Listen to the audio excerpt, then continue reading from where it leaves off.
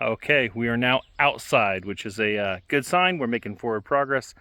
I got a few more little things I wanted to do to the G12, but all in all, it's about 90% done. You'll notice I do have some track set up, kind of in my side yard. Disclaimer, it is not level enough. I can make on a single loop about 3 derails, so I've got to get a little bit better place to set up the track, which I got another part of my yard. I'll probably do that in tomorrow. But I want to kind of show you the overview of where I'm at so far on the G12. I've made pretty good progress, so let's take a look at it. As you can see, we're outside, the hoods are on.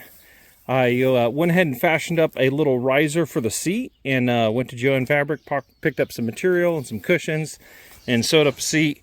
I wasn't thinking about the thread. I was like, well, I'm doing a reverse sew, so it's on the inside. You shouldn't see the thread, but yeah, you can see some white thread in there. So I'll probably make another one of those with some black thread. But I'm a big old boy. My butt doesn't fit down in there, so I kind of raised it up so I can sit on the side. I do want to make some stirrups that I can kind of like put in the side here, sort of like pegs on a motorcycle to put my feet out to the side.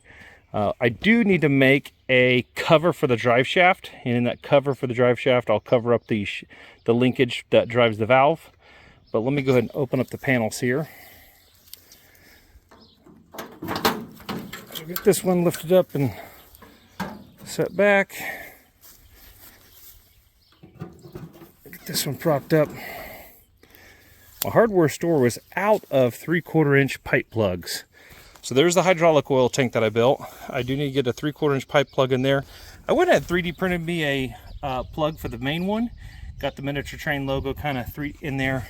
But looking at this, so from the hydraulic oil tank, oil will move down into the pump. Then from the pump, move over into the control valve.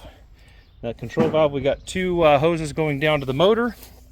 And the motor drives the jack shaft, which drives the front drive shaft, and then drives the rear drive shaft. So those are hooked up nicely. They work well. The speed is actually really good. When I was ordering the motor and the pump and doing all that, I was doing the gear ratios on the truck, and so I must have got something right, because the speed is really nice for this thing. I could probably go a little faster. You'll notice my chain is a little sloppy. Actually, I have an idler I want to install in there to tighten up the chain. But for stroking the valve, you'll notice I basically hooked up a push-pull cable. And it's that push-pull cable will push on the valve. And, oh, I'll make note of the, had to make up a aluminum fuel tank because the original Briggs & Stratton fuel tank didn't fit in there. So I've TIG welded like twice in the last 15 years. It is certainly nowhere near professional. I only had 2 leaks on it, but overall, for this, my first time TIG welding in about 15 years, and the last time I TIG welded was just tacking a few things together. I'm pretty happy with the tank. So, got the tank in. Let me go ahead and close this. Well, I better close this front one first. So I'll close the front hood. I'll close the rear hood. Then you can see the shifter that shifts the valve. Not really a shifter, but a push cable that strokes the valve. So then I push it forward. I got forward. I don't have enough stroke on this cable to get reverse. I could shorten up my linkage a little bit, or my fulcrum down there, to get more stroke out of that cable. But honestly, I don't see me needing reverse. None of these had reverse anyways. I did get my new panel put in. This panel I designed myself. My old one was really beat up with tons of holes in it. So I designed it myself and had Oshcut cut it out out of lasers. So I installed a USB-C or Type-C and regular USB-A plug in there. So if I hook a GoPro or something up, I can power it up. I haven't got any lights or horns on here yet, but this will be my switch for my lights. And I got a circuit breaker down here for my lights. I got a momentary switch for a horn and a circuit breaker for the horn. And then this is the on and off switch for the engine. So on versus off. And then a push button starter. The push button starter is live at all times. I didn't have the power going through the switch. I actually think I might rewire this switch, because right now you can push it and it won't start, but I turn my switch on, then I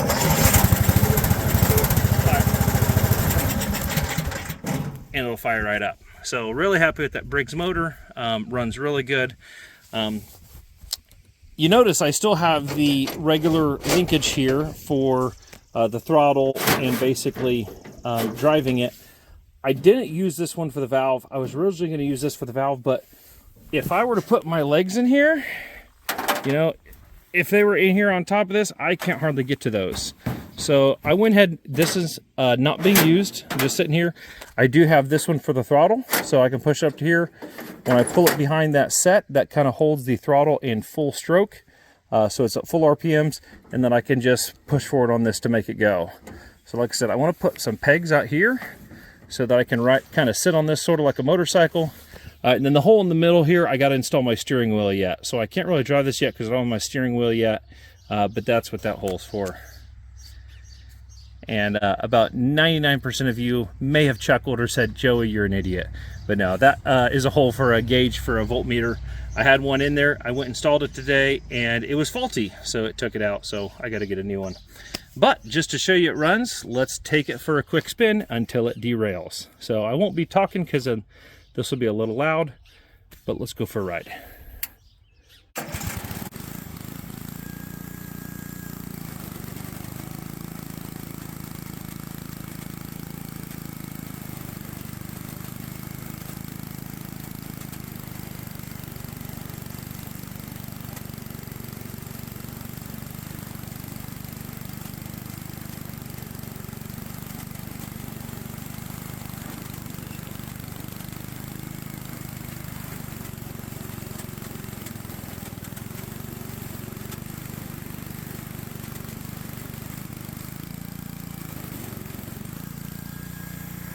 So there you have it, where I stopped the video. Yep, that's where it derailed, way back over there. And then again, it derails right here. So I got two spots, or two, need to address to get leveled up and evened out a little bit, because there's just a little bit of an unevenness, and it pops it off. So I really think if kids were sitting in here, there'd be enough weight on the trucks to hold it down, and it wouldn't pop off.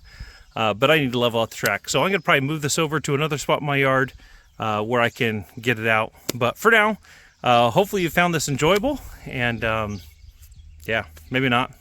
Well, if you haven't found it enjoyable, you're not watching at this point, you've already skipped, so who cares. But hey, if you like this content, be sure to subscribe to the channel. I've got a few more things going on. Hopefully later on this summer into fall time, I'll actually be excavating the ground and building my permanent rail. So I'm really looking forward to that. I got to gather some materials and fab up some stuff for my Bobcat to be able to cut that trench where it needs to go to put in the rail. So thank you much. Thanks for watching. Take it easy, guys. Bye.